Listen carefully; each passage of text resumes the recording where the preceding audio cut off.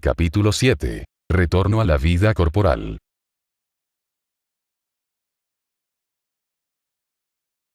Preludios del regreso. ¿Conocen los espíritus la época en que han de reencarnar? La presienten, del modo que el ciego percibe el fuego al que se aproxima.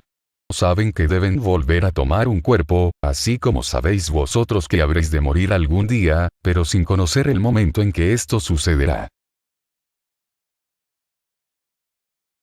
La reencarnación es, por tanto, una necesidad de la vida espírita, de igual manera que la muerte constituye una necesidad de la vida corporal. Con toda seguridad, así es. ¿Todos los espíritus se preocupan por su reencarnación? Los hay que no piensan en modo alguno en ella, y que inclusive no la comprenden. Esto depende de su naturaleza, más o menos adelantada. Para algunos, la incertidumbre en que se encuentran respecto del futuro es una punición. ¿Puede adelantar o retrasar el espíritu el instante de su reencarnación? Podrá adelantarlo mediante sus oraciones, y alejarlo si retrocede ante la perspectiva de la prueba que le aguarda, porque entre los espíritus los hay también cobardes e indiferentes. Pero no queda impune si lo hace, sino que sufre por ello, así como el que se rehúsa a tomar un medicamento que podrá curarlo. Si un espíritu se sintiera lo bastante satisfecho, en una situación media entre los espíritus errantes, y no tuviera ambición de ascender, ¿podría prolongar ese estado, en forma indefinida? No, indefinidamente no. El adelanto representa una necesidad que tarde o temprano el espíritu experimenta. Todos deben ascender, puesto que tal es su destino. La unión del alma, con tal o cual cuerpo, ¿está predestinada, o solo a último momento se hace la elección? El espíritu se designa siempre con anterioridad. Al aceptar la prueba que desea sufrir, el espíritu pide encarnarse.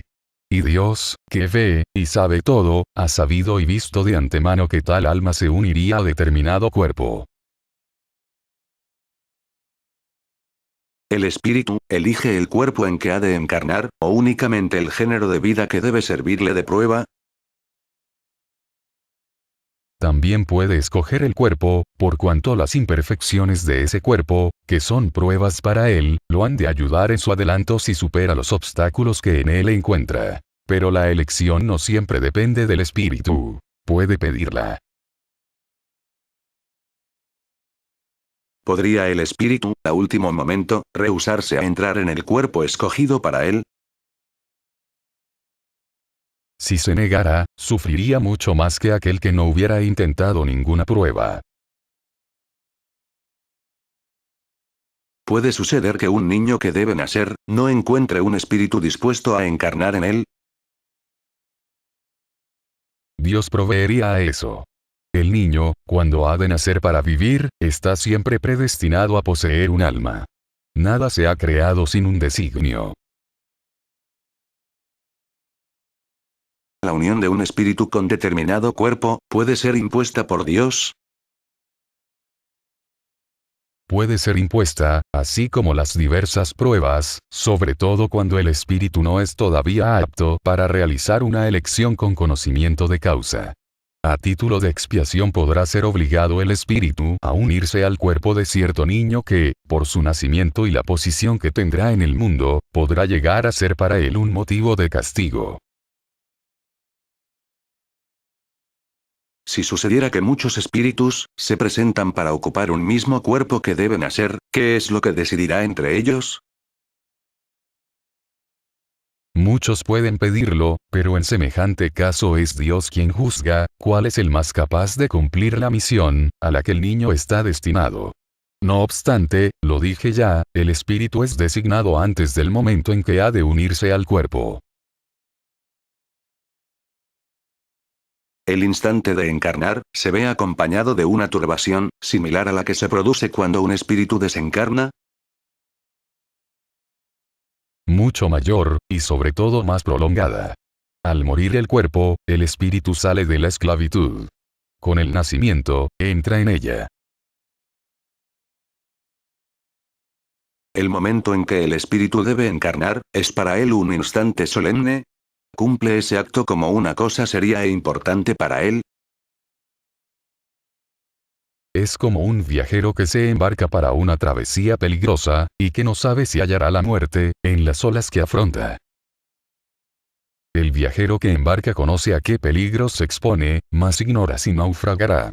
Así acontece con el espíritu. Sabe el tipo de pruebas a que se somete, pero desconoce si sucumbirá en ellas. Así como la muerte del cuerpo es una forma de renacimiento para el espíritu, la reencarnación constituye para éste una especie de muerte, o más bien de exilio y enclaustramiento. Deja el mundo de los espíritus para ingresar en el corporal, como el hombre abandona el mundo corpóreo por el de los espíritus. El espíritu sabe que reencarnará, del mismo modo que el hombre conoce que habrá de morir. Pero, igual que aquel no tiene conciencia de ello sino a último momento, cuando el plazo fijado expira. Entonces, en ese supremo instante se apodera de él la turbación, como en el hombre que agoniza, y esa turbación persistirá hasta que la nueva existencia esté claramente formada. La aproximación de la reencarnación significa una especie de agonía para el espíritu. La incertidumbre en que se halla el espíritu, sobre la eventualidad del buen éxito, de las pruebas que sufrirá en la vida, es para él causa de preocupación, antes de su encarnación. Una preocupación muy grande, ya que las pruebas de su existencia lo retrasarán o lo harán adelantar, conforme las soporte bien o mal. En el momento de su reencarnación, es acompañado el espíritu por otros espíritus amigos suyos, que asisten a su partida del mundo espírita, así como acuden a recibirlo cuando en él reingresa. Esto depende de la esfera en que el espíritu habite. Si se halla en alguna de las esferas en que reina el afecto, los espíritus que le aman, lo acompañan hasta el último momento, alentándolo, y a menudo incluso lo siguen en la vida. Los espíritus amigos que nos siguen en la vida, son a veces aquellos a quienes vemos en sueños, testimoniándonos afecto, y que se nos presentan bajo rasgos desconocidos. Con mucha frecuencia son ellos. Acuden a visitarnos, del modo que vosotros vais a ver a un preso. Unión del alma con el cuerpo. ¿En qué momento se une el alma al cuerpo? La unión comienza en la concepción, pero solo es completa en el instante del nacimiento. Desde el momento de la concepción, el espíritu designado para habitar determinado cuerpo se une a él, por un lazo fluídico que va estrechándose, cada vez más, hasta el instante en que la criatura es dada a luz. El grito que lanza entonces el recién nacido, anuncia que ha pasado a formar parte de los vivientes, y servidores de Dios. La unión entre espíritu y cuerpo, es definitiva desde el momento de la concepción. Durante ese período inicial, ¿podría el espíritu renunciar a habitar el cuerpo, que se le asignó? La unión es definitiva, en el sentido de que otro espíritu no podría sustituir al que ha sido designado para ese cuerpo. Pero, como los vínculos que los unen son muy débiles, se quiebran con facilidad, y esto puede suceder por voluntad del espíritu, que retrocede ante la prueba que ha escogido. En tal caso, el niño no vive. ¿Qué acontece al espíritu, si el cuerpo que había elegido muere antes de nacer? Opta por otro. ¿Cuál puede ser la utilidad de esas muertes tan prematuras? Las imperfecciones de la materia suelen ser casi siempre la causa de tales muertes. ¿Qué beneficio podrá reportar a un espíritu su reencarnación, en un cuerpo que fallece, pocos días después de su nacimiento? El ser no tiene suficientemente desarrollada la conciencia de su existencia. La importancia de la muerte es casi nula. constituye a menudo, como ya lo hemos dicho, una prueba para los padres. ¿Sabe el espíritu de antemano que el cuerpo que escogió no tiene posibilidades de vivir? Algunas veces lo sabe, pero si lo ha elegido por ese mismo motivo, es por ello que se echa atrás ante la prueba. Cuando una reencarnación se ve frustrada para el espíritu, debido a cualquier causa, ¿se suple inmediatamente con otra existencia? No siempre en forma inmediata.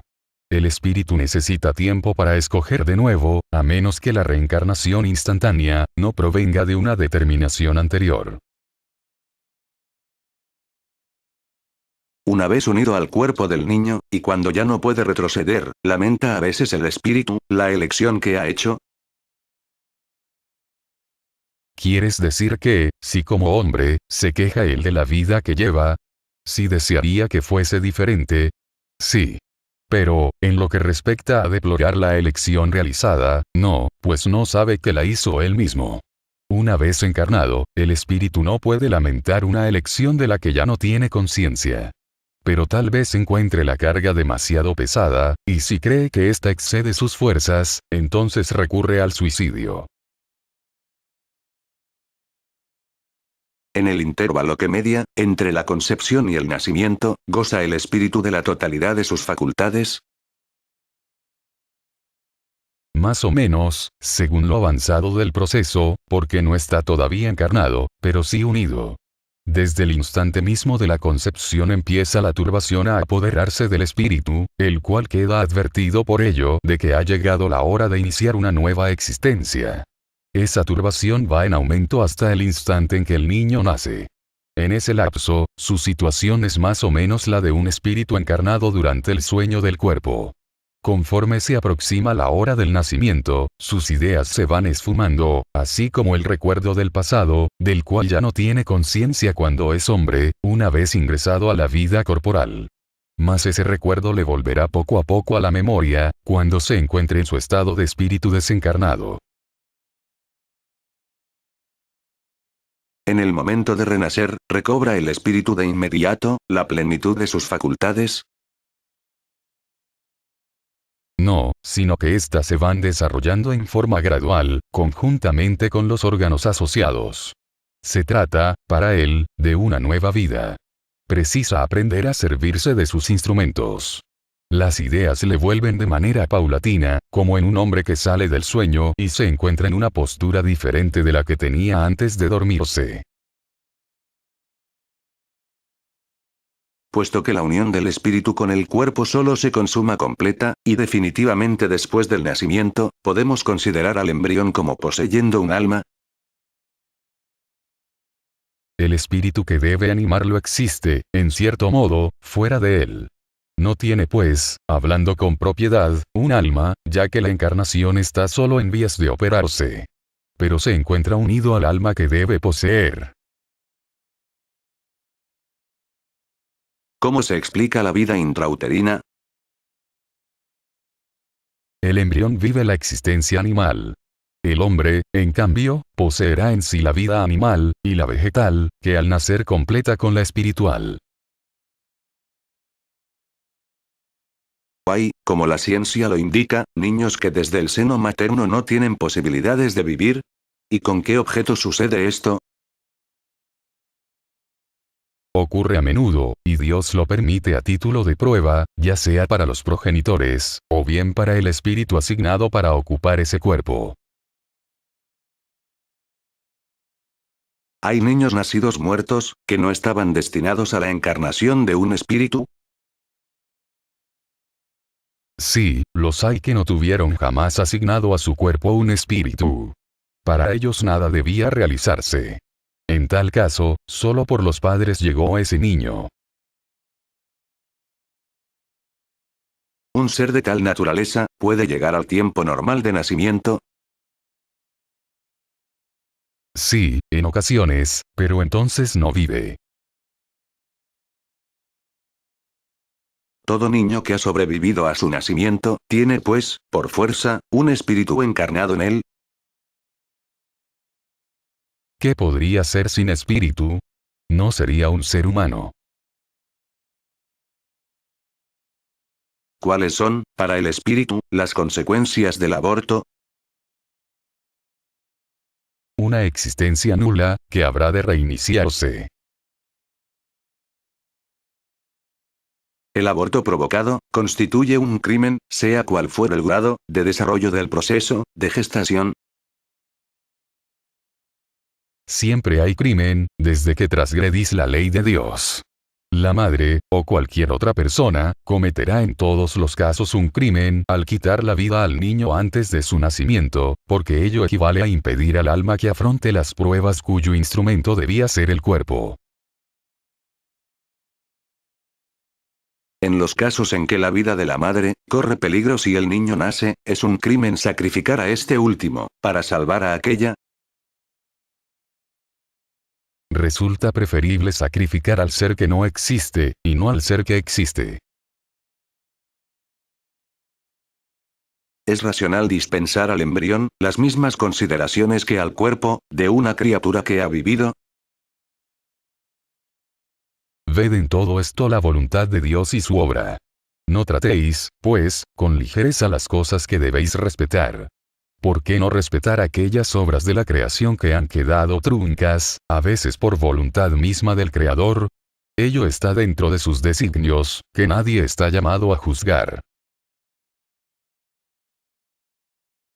Facultades morales e intelectuales. ¿De dónde le vienen al hombre sus cualidades morales, sean buenas o malas? Son las del espíritu que se haya encarnado en él. Cuanto más puro es el espíritu, tanto más inclinado al bien es el hombre. De ello parecería resultar, que el hombre de bien sea la encarnación, de un espíritu bueno, y el individuo vicioso, la de un espíritu malvado. Sí, pero di más bien que es un espíritu imperfecto, de otro modo se podría creer en espíritus siempre malos, a los que llamáis demonios. ¿Cuál es el carácter de las personas, en quienes encarnan los espíritus traviesos y frívolos? Atolondrado, juguetón, y a veces malévolo. ¿Los espíritus tienen pasiones ajenas a la humanidad? No. Si así fuese, vosotros también las tendríais. ¿Es un mismo espíritu el que da al hombre sus cualidades morales, y las de la inteligencia? Seguramente, es el mismo, y esto en virtud del grado que ha alcanzado. El hombre no tiene en sí dos espíritus. ¿Por qué hombres muy inteligentes, lo que denota en ellos un espíritu superior, son a veces, al mismo tiempo, profundamente viciosos? Porque el espíritu encarnado no es lo bastante puro, y el hombre cede a la influencia de otros espíritus que son peores aún. El espíritu progresa por una marcha ascendente insensible, pero su adelanto no se verifica en forma simultánea en todos los sentidos. En un periodo puede avanzar en conocimientos. En otro, en moralidad. ¿Qué pensar de la opinión, según la cual las diversas facultades intelectuales y morales del hombre serían el producto de otros tantos espíritus, diferentes encarnados en él, cada uno de los cuales poseería una actitud especial? Al reflexionar, se llega a la conclusión de que es absurda. El espíritu debe poseer todas las aptitudes. Para poder progresar necesita una voluntad única. Si el hombre fuera una amalgama de espíritus, esa voluntad no existiría y no habría en él individualidad, ya que a su muerte todos esos espíritus serían como un montón de pájaros volando de la jaula. El hombre se queja a menudo de no comprender ciertas cosas, y es curioso ver cómo multiplica las dificultades, mientras que tiene a mano una explicación enteramente simple y natural. Una vez más es tomar el efecto por la causa. Aquellos creían en tantos dioses como fenómenos hay en el universo, pero entre ellos mismos las personas sensatas solo veían en tales fenómenos efectos cuya causa era un Dios único. Influencia del organismo. Al unirse al cuerpo, ¿se identifica el espíritu con la materia? La materia es tan solo la envoltura del espíritu, como la ropa es la envoltura del cuerpo. Al unirse al cuerpo, el espíritu conserva los atributos de su naturaleza espiritual. Las facultades del espíritu se ejercen con toda libertad, después de su unión con el cuerpo. El ejercicio de las facultades depende de los órganos que le sirven de instrumentos. Aquellas se debilitan por lo grosero de la materia. Según esto, ¿sería la envoltura material un impedimento para la libre manifestación de las facultades del espíritu, así como un vidrio opaco se opone al libre paso de la luz? En efecto, y muy opaco. ¿El libre ejercicio de las facultades del alma está subordinado al desarrollo de los órganos? Los órganos son los instrumentos para la manifestación de las facultades del alma. Dicha manifestación se halla subordinada al desarrollo, y al grado de perfeccionamiento de esos mismos órganos, como la calidad de un trabajo depende de la eficacia de la herramienta con que se ejecuta. ¿Es posible inducir, de la influencia de los órganos, una relación entre el desarrollo de los órganos cerebrales, y el de las facultades morales e intelectivas?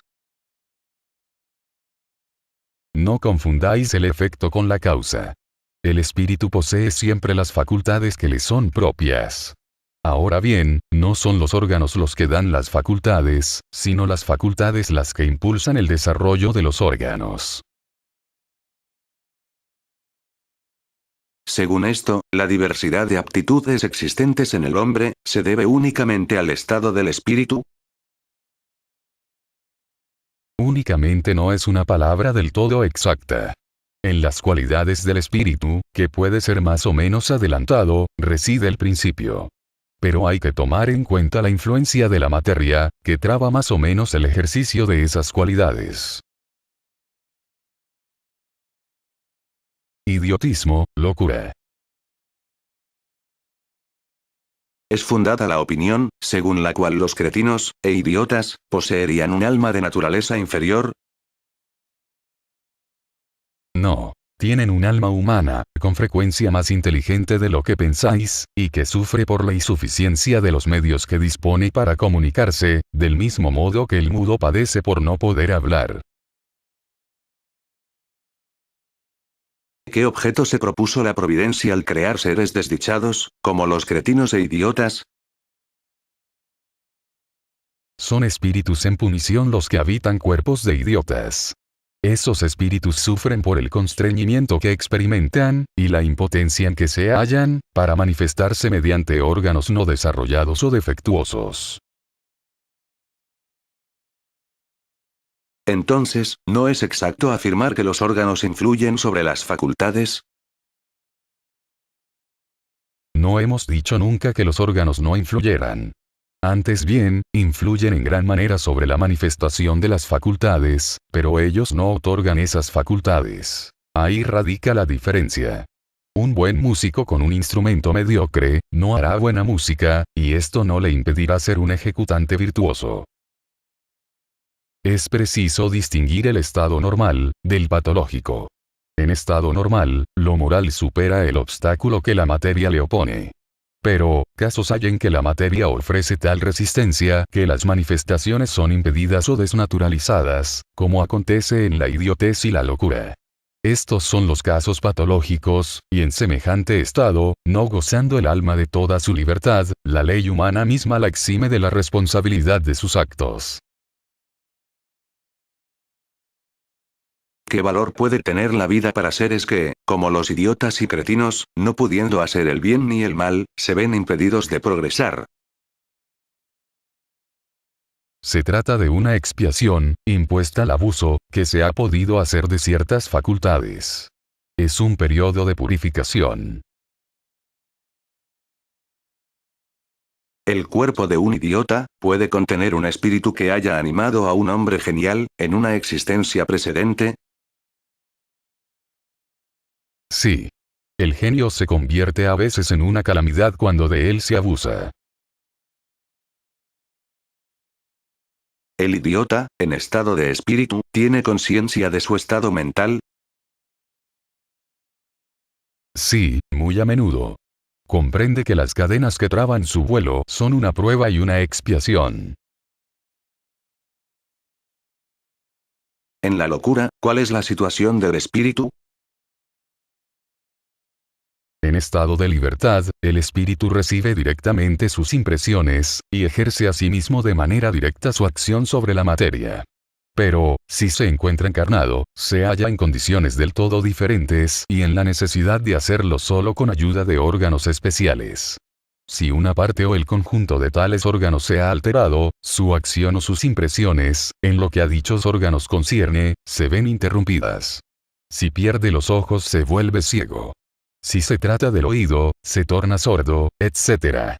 Ahora, figúrate que el órgano que preside los efectos de la inteligencia y de la voluntad sea parcial o enteramente afectado o modificado, y te será fácil comprender que, no teniendo ya el espíritu a su servicio sino órganos incompletos o desnaturalizados, de ello debe resultar una perturbación de la que el espíritu, para consigo mismo y en su fuero interno, tiene perfecta conciencia, pero cuyo curso no es dueño de detener.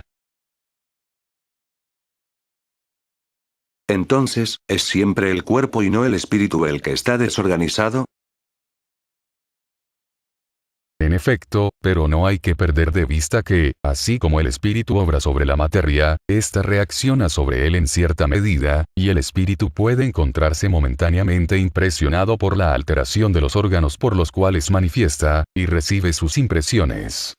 Puede acontecer que a la larga, cuando la locura haya durado mucho tiempo, la repetición de los mismos actos termine por ejercer sobre el espíritu una influencia de la que no es liberado sino después de haberse separado por completo de toda impresión material. ¿A qué se debe que la demencia arrastre a veces al suicidio? El espíritu sufre por el constreñimiento que experimenta, y la impotencia en que está de manifestarse libremente, de ahí que busque en la muerte un medio de romper sus ataduras. El espíritu del alienado, ¿se resiente, después de la muerte, del desarreglo de sus facultades? Puede resentirse de ello por algún tiempo después de la muerte, hasta que esté completamente desprendido de la materia, como el hombre que despierta experimenta por un rato la perturbación en que el sueño lo ha sumergido. ¿Cómo puede la alteración del cerebro reaccionar sobre el espíritu después de la muerte? Es un recuerdo. Un peso oprime al espíritu, y como no ha tenido conocimiento de cuanto ha ocurrido durante su demencia, siempre necesita cierto tiempo para volver a ponerse al corriente de la situación. De ahí que, cuanto más haya durado su locura en vida, más durará su molestia, el constreñimiento después de la muerte. El espíritu desprendido del cuerpo sigue sintiendo durante algún tiempo la impresión de sus ligaduras. De la infancia. ¿El espíritu que anima el cuerpo de un niño, está tan desarrollado como el de un adulto? Puede estarlo más, si progresó más. Solo la imperfección de los órganos de que dispone le impide manifestarse. Obra en virtud del instrumento con cuya ayuda puede exteriorizarse. En un niño de tierna edad, el espíritu, fuera del obstáculo que la imperfección de los órganos opone a su libre manifestación, piensa como un niño o como un adulto. Mientras sea niño es natural que los órganos de la inteligencia, sin desarrollarse, no pueden darle toda la intuición de un adulto. En efecto, su inteligencia en ese periodo es muy limitada, y ella está a la espera de que los años hagan madurar su razón. La turbación que acompaña a la encarnación no cesa de súbito, en el instante del nacimiento. Solo en forma gradual se va disipando, con el desarrollo de los órganos. A la muerte del niño, ¿recobra de inmediato el espíritu su primitivo vigor? Debe recuperarlo, puesto que se haya desembarazado de su envoltura carnal. No obstante, solo vuelve a su lucidez anterior cuando el desprendimiento se ha completado, vale expresar, cuando no existe ya ningún lazo entre cuerpo y espíritu. ¿Sufre el espíritu encarnado, durante la niñez, el constreñimiento que la imperfección de sus órganos impone? No. Ese estado constituye una necesidad. Está en la naturaleza y es conforme con las miras de la providencia. Para el espíritu se trata de un periodo de reposo. ¿Qué utilidad tiene, para el espíritu, el hecho de pasar por el estado de infancia? Puesto que el espíritu encarna con el objeto de perfeccionarse, durante ese periodo es más accesible a las impresiones que recibe y que pueden cooperar a su adelanto, al cual deben contribuir aquellas personas que están a cargo de su educación. ¿Por qué el llanto es el primer grito del niño recién nacido? Para despertar el interés de la madre, y provocar los cuidados que le son precisos. ¿No comprendes que si solo lanzara exclamaciones de alegría, cuando aún no sabe hablar, las personas mayores se inquietarían poco de lo que él necesita? Admirar en todo, pues, la sabiduría de la providencia. ¿A qué se debe el cambio que se opera en el carácter a cierta edad, particularmente al salir de la adolescencia? ¿Es el espíritu el que se modifica? Es el espíritu, que recobra su naturaleza y se muestra como era. No conocéis el secreto que ocultan los niños en su inocencia. No sabéis lo que son, lo que han sido ni lo que serán. Y, sin embargo, los amáis, los acariciáis, como si fueran parte de vosotros mismos, de tal manera que el amor de una madre para con sus hijos es considerado el más grande amor que un ser pueda dispensar a otro ser. ¿De dónde procede esa dulce afección, esa tierna benevolencia que incluso los extraños demuestran al niño? ¿Lo sabéis? No. Y es esto lo que voy a explicaros. Los niños son espíritus que Dios envía a nuevas existencias. Y para que no puedan reprocharle una severidad excesiva, les concede todas las apariencias de la inocencia. Aun en un niño de mala índole, sus malas acciones se recubren por la inconsciencia de sus actos. Y esa inocencia no es una superioridad real sobre que eran antes. No, es la imagen de lo que deberían ser, y si no lo son, a ellos solos corresponderá la pena. Pero Dios les ha dado ese aspecto no únicamente por ellos mismos, sino además, y sobre todo, por sus progenitores, cuyo amor es necesario a su debilidad, y ese amor se vería singularmente debilitado por la comprobación de un carácter áspero y brusco, mientras que por el contrario, creyendo los padres que sus hijos son buenos y tiernos, les dispensan todo su afecto y les rodean de las más delicadas atenciones. Mas, cuando los niños dejan de tener ya necesidad de tal protección, de esa asistencia que se les ha prestado durante 15 a 20 años, su carácter real e individual reaparece en toda su desnudez. Sigue siendo bueno si fundamentalmente lo era. Pero adquiere siempre matices que habían permanecido ocultos en su primera infancia. Ya veis que los caminos de Dios son siempre los mejores y que, cuando se posee un corazón puro, la explicación de ello es fácil de concebir. En efecto, tened muy en cuenta que el espíritu de cada niño que nace entre vosotros puede proceder de un mundo en que ha tomado hábitos del todo diferentes. ¿Cómo querríais que fuese, en medio de vosotros, ese nuevo ser que viene con pasiones completamente distintas a las que tenéis, con tendencias y gustos opuestos por entero a los vuestros? ¿Cómo pretenderíais que se incorporara él a vuestras filas de otro modo que según Dios lo quiso, esto es, pasando primero por el tamiz de la infancia? En ella vienen a confundirse todos los pensamientos, caracteres y variedades de seres engendrados por esa multitud de mundos en los cuales crecen las criaturas. Y vosotros mismos, al morir, os encontraréis en una especie de infancia en medio de nuevos hermanos. Y en vuestra nueva existencia no terrenal, ignoraréis los hábitos, costumbres y relaciones de ese mundo que es nuevo para vosotros. Manejaréis con dificultad una lengua que no estaréis habituados a emplear, lenguaje más vivo que vuestro pensamiento actual. La niñez tiene todavía otra utilidad. Los espíritus solo ingresan a la vida corporal con el objeto de perfeccionarse, de mejorar. La debilidad de los primeros años los torna flexibles, accesibles a los consejos de la experiencia y de aquellas personas que deben hacerlos adelantar.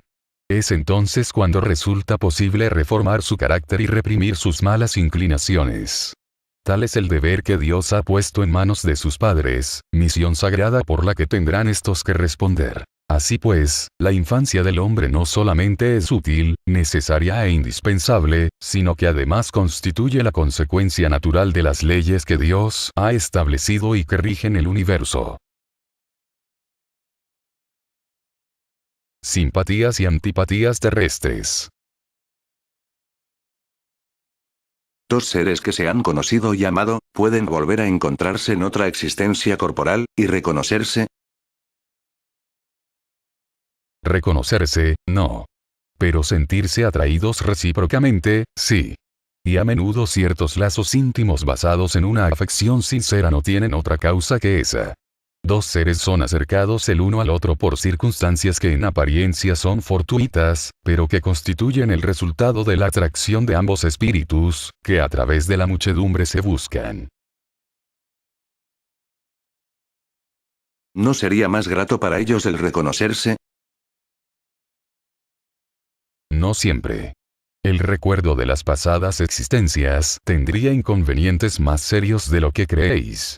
Después de la muerte se reconocerán y sabrán en qué tiempo han estado juntos. ¿La simpatía tiene en todos los casos por motivo un conocimiento anterior? No. Dos espíritus que armonizan se buscan naturalmente, sin que se hayan conocido como seres humanos. Los encuentros que se han verificado a veces entre ciertas personas, y que se atribuyen al azar, ¿no serían el efecto de una especie de relaciones simpáticas? Hay entre los seres pensantes lazos que todavía no conocéis. El magnetismo es la explicación de esa ciencia que más adelante comprenderéis mejor. ¿A qué se debe la repulsión instintiva, que a primera vista experimentamos hacia ciertas personas? Espíritus antipáticos, que se adivinan y se reconocen sin hablarse.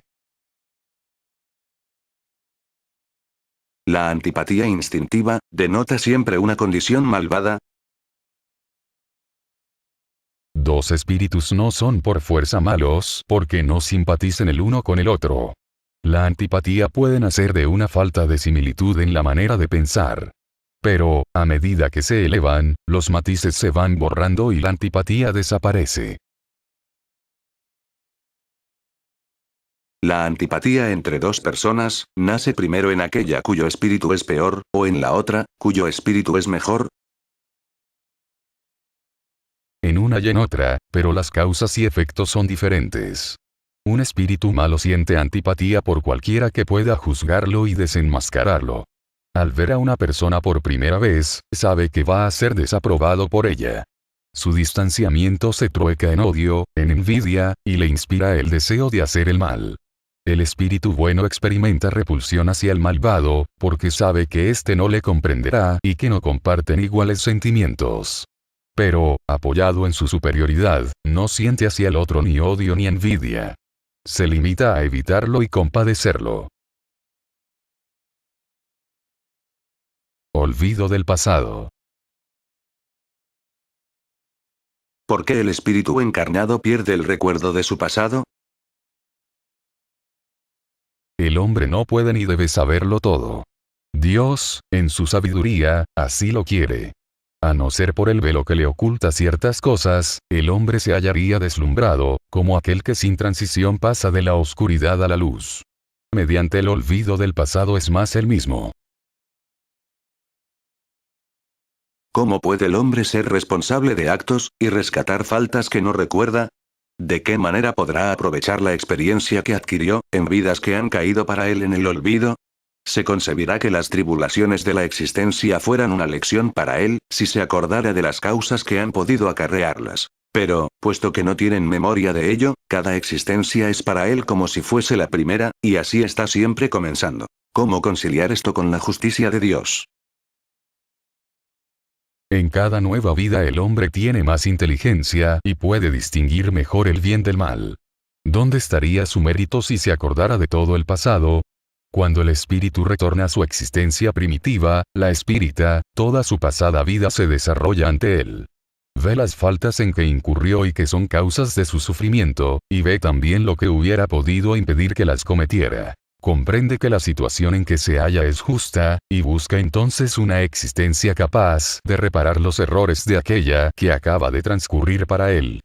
Busca pruebas análogas a las que pasó antes, o las luchas que considere adecuadas para su adelanto, y pide a los espíritus superiores que le ayuden en esa nueva tarea que emprende, porque sabe que el espíritu que le será asignado por guía, en esa nueva encarnación tratará de hacerle reparar sus culpas, dándole una especie de intuición de las que cometió. Esa misma intuición obra con frecuencia cuando os asalta un pensamiento, un deseo criminal al que os resistís por instinto, atribuyendo casi siempre vuestra resistencia a los principios que habéis recibido de vuestros progenitores, cuando en realidad es la voz de la conciencia la que os habla, y esa voz es el recuerdo del pasado, que os advierte que no volváis a caer en las faltas en que habéis ya incurrido. El espíritu que ha ingresado a esa nueva existencia, si sufre tales pruebas con valor y las resiste, se eleva y asciende en la jerarquía de los espíritus, cuando vuelve a estar entre ellos. Si no tenemos durante la vida corporal, un recuerdo preciso de lo que hemos sido y de lo que hicimos de bueno o de malo en nuestras anteriores existencias, tenemos, sí, la intuición de ello, y nuestras tendencias instintivas son una reminiscencia del pasado, a las cuales la conciencia, que es el deseo que hemos concebido de no cometer más las mismas faltas, nos incita a resistir. En los mundos más adelantados que el nuestro, donde no están sujetos a todas nuestras necesidades físicas, y a nuestras enfermedades, ¿comprenden los hombres que son más dichosos que nosotros? En general, la felicidad es relativa. La sentimos por comparación con un estado menos venturoso. Como quiera que, en definitiva, algunos de esos mundos, si bien mejores que el nuestro, no se hallan en estado de perfección, los hombres que los habitan deben de tener también motivos de disgusto o pena, dentro de su género. Entre nosotros el rico, que no padece angustias de las necesidades materiales como el pobre, no por eso deja de tener tribulaciones que amargan su vida. Ahora bien, yo pregunto si, en su posición, los habitantes de esos mundos no se creen tan desafortunados como nosotros, y no se quejan de su suerte, puesto que no disponen del recuerdo de una existencia peor, para que puedan compararla con la presente. Para esto hay que dar dos respuestas distintas. Existen mundos, entre aquellos a que te refieres, cuyos moradores tienen un recuerdo muy claro y preciso de sus vidas pasadas. Estos, como lo comprenderás, pueden y saben evaluar la felicidad que Dios les permite disfrutar. Pero hay también otros en que sus habitantes, colocados, como has dicho, en mejores condiciones que vosotros, no por ello dejan de experimentar serios disgustos o pesares, y hasta desgracias. Estos no aprecian su dicha actual, por la misma circunstancia de que no poseen recuerdo de una situación todavía más infortunada. Pero si no la evalúan como hombres, sí lo hacen como espíritus. ¿Podemos obtener algunas revelaciones acerca de nuestras existencias anteriores? No siempre. Sin embargo, muchos saben lo que han sido, y lo que hacían. Si se les permitiera decirlo en voz alta, harían singulares revelaciones sobre su pasado. Ciertas personas creen poseer un vago recuerdo, de un pasado desconocido, el cual se les presenta, como la imagen fugaz de un sueño que en vano se intenta aprender. ¿Esta idea, es solo una ilusión? En ocasiones es real. Pero a menudo también constituye una ilusión contra la cual hay que ponerse en guardia, porque puede ser el efecto de una imaginación sobreexcitada. En las existencias corporales, de naturaleza más elevada que la nuestra, ¿es más preciso el recuerdo de las vidas pasadas? Sí. A medida que el cuerpo se va tornando menos material, recordamos mejor. La memoria del pasado es más clara en aquellos que habitan mundos de un orden superior. Puesto que las inclinaciones instintivas del hombre son una reminiscencia de su pasado, se deduce de ello que, por medio del estudio de esas tendencias, puede conocer las faltas en que ha incurrido. A no dudarlo, pero solo hasta cierto punto. Hay que tomar en cuenta el mejoramiento que ha podido operarse en el espíritu y las resoluciones que haya tomado en estado errante. La vida actual puede ser mucho mejor que la precedente. ¿Podría asimismo ser peor? Esto es, ¿puede el hombre cometer en una existencia faltas en la que no ha incurrido en su vida precedente? Ello depende de su grado de adelanto. Si no sabe resistir las pruebas, podrá ser arrastrado a nuevas faltas, que son la consecuencia de la posición que ha escogido. Pero, en general, tales equívocos señalan más bien un estado estacionario que uno retrógrado, por cuanto el espíritu puede avanzar o detenerse, pero no retrocede. Visto que las vicisitudes de la vida corpórea son a la vez una expiación de pasadas faltas, y también pruebas relativas a su porvenir, se sigue de ello que de la índole de tales vicisitudes, se pueda inducir el género de la existencia anterior. Muy a menudo, puesto que cada cual es castigado por donde pecó. No obstante, no habría que considerar esto como una regla absoluta. Las tendencias instintivas son un indicio más seguro, porque las pruebas que el espíritu sufre tanto pueden guardar relación con su porvenir como con su pasado. Llegado al término que la providencia ha señalado para vida errante, el mismo espíritu elige las pruebas a las cuales desea someterse a fin de apresurar su adelanto, esto es, el tipo de existencia que cree más adecuado para proveerle los medios para ello. Y tales pruebas están siempre en relación con las faltas que debe expiar. Si las supera, se eleva. Si cae vencido por ellas, tiene que comenzar una vez más. El espíritu goza siempre de su libre arbitrio. En virtud de esa libertad escoge, en el estado de espíritu, las pruebas de la vida corporal, y en el estado de encarnación delibera qué hará o qué no hará, y opta entre el bien y el mal. Negar al hombre el libre albedrío, sería rebajarlo a la categoría de máquina. Una vez reintegrado a la vida corpórea, el espíritu pierde en forma temporaria, el recuerdo de sus existencias anteriores, como si un velo se las ocultara. Con todo, a veces tiene de ellas una vaga conciencia, y en ciertas circunstancias incluso pueden serle reveladas. Pero en tales casos ello sucede por voluntad de los espíritus superiores, que lo hacen en forma espontánea, con una finalidad útil, y nunca para satisfacer una vana curiosidad. En lo que toca a las vidas futuras, en ningún caso pueden ser reveladas, en razón que dependen de la manera como se cumple la existencia presente y de la ulterior elección del espíritu. El olvido de las faltas cometidas no es un obstáculo para el mejoramiento del espíritu, porque si no guarda de ellas un recuerdo preciso, el conocimiento que de las mismas tenía cuando se encontraba en erraticidad, y el deseo que ha concebido de repararlas, lo guían por intuición, y le dan el pensamiento de resistir al mal. Ese pensamiento es la voz de la conciencia, en la cual es secundado por los espíritus, que lo asisten si escucha las buenas inspiraciones que le sugieren. Si bien el hombre desconoce los actos específicos que cometió en sus vidas anteriores, puede en cambio saber siempre por qué clase de falta se ha hecho culpable, y cuál era entonces su carácter dominante. Le basta estudiarse a sí mismo, y por allí puede deducir lo que ha sido, no por lo que es ahora, sino por las tendencias que en la actualidad manifiesta. Las adversidades de la vida corpórea son a la vez una expiación por pasadas faltas y también pruebas que preparan el futuro.